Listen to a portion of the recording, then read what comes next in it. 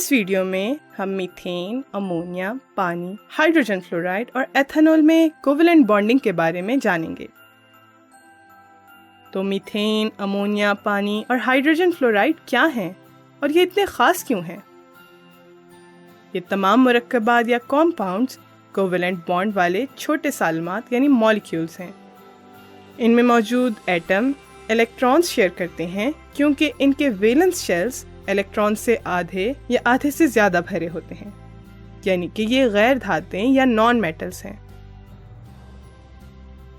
Methane ईंधन के तौर पर इस्तेमाल होती है, अमोनिया घरेलू सफाई की अशिया में इस्तेमाल होती है, पानी पीने के लिए इस्तेमाल होता है और ये ज़िंदगी की अहम ज़रूरत है, और हाइड्रोजन फ्लोराइड शीशे पे नक्शकारी करने और शीशे को काटने के लिए इस्तेमाल होता है। मीथेन, अमोनिया, पानी और हाइड्रोजन फ्लोराइड में बॉन्डिंग एक ख़ास तर्ज की होती है। मीथेन में कार्बन हाइड्रोजन के 4 एटम्स के साथ बंधा होता है। अमोनिया में हाइड्रोजन के 3 एटम्स नाइट्रोजन के साथ बॉन्ड बनाते हैं। और आप अंदाज़ा लगाएं कि पानी में ऑक्सीजन हाइड्रोजन के कितने एटम्स के साथ बॉन्ड बनाती है? 2 के साथ। और हाइड्रोजन फ्लोराइड में फ्लोरीन हाइड्रोजन के सिर्फ 1 एटम के साथ बॉन्ड बनाती है। कार्बन, नाइट्रोजन, ऑक्सीजन और फ्लोरीन दौरी जदवल यानी कि पीरियोडिक टेबल में इस तरतीब से मौजूद हैं।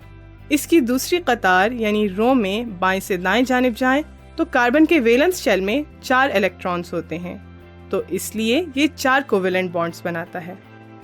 नाइट्रोजन के आखिरी शेल में 8 में से 5 इलेक्ट्रॉन्स मौजूद होते हैं, तो इसके आखिरी शेल को पूरा करने के लिए आप 3 कोवेलेंट बॉन्ड्स बना सकते हैं।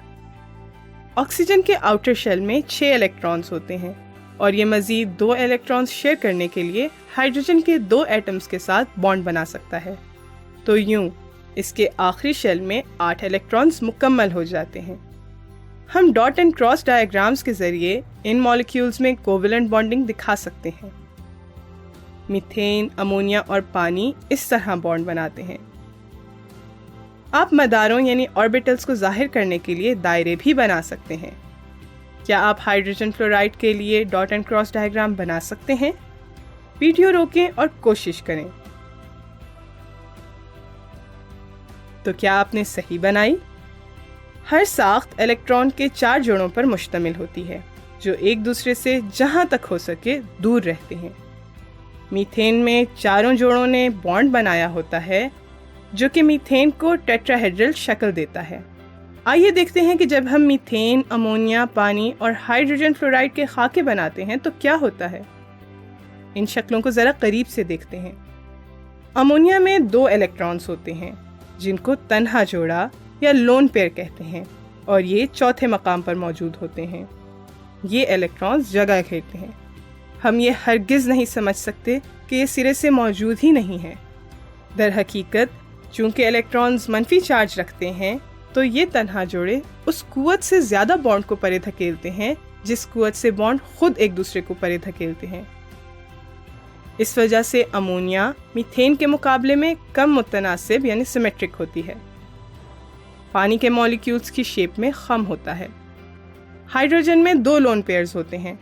नेगेटिव चार्ज रखने वाले ये तन्हा जोड़े हाइड्रोजन के एटम्स की तरफ थोड़ी सी कशिश रखते हैं, तो मॉलिक्यूल्स के दरमियान कमज़ोर कशिश होती है।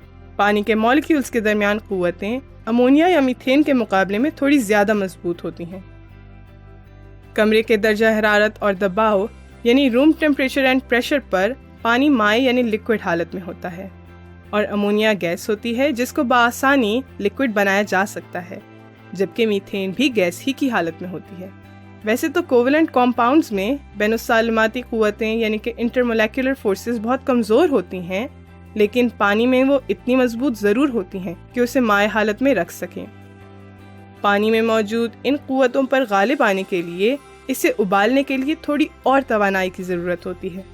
अगर पानी लिक्विड हालत में ना होता तो हमारी ज़िंदगी बहुत मुख्तलिफ होती। अब ज़रा थोड़ी सी मुश्किल चीज़ को देखते हैं, एथेनॉल।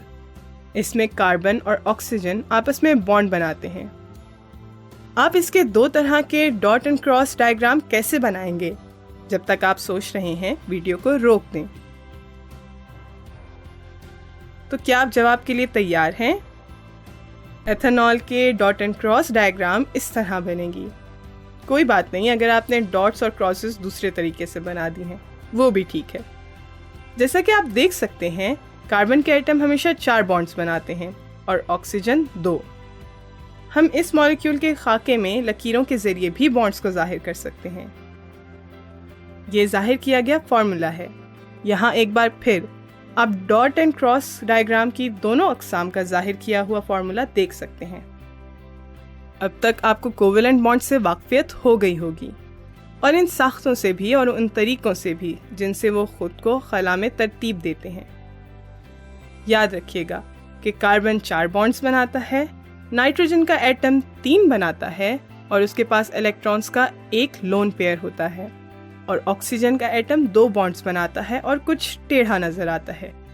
ये भी याद रखिएगा कि इलेक्ट्रॉन्स के लोन पेयर जगह घेरते हैं और बॉन्ड्स के मुकाबले में ज़्यादा परे धकेलते हैं।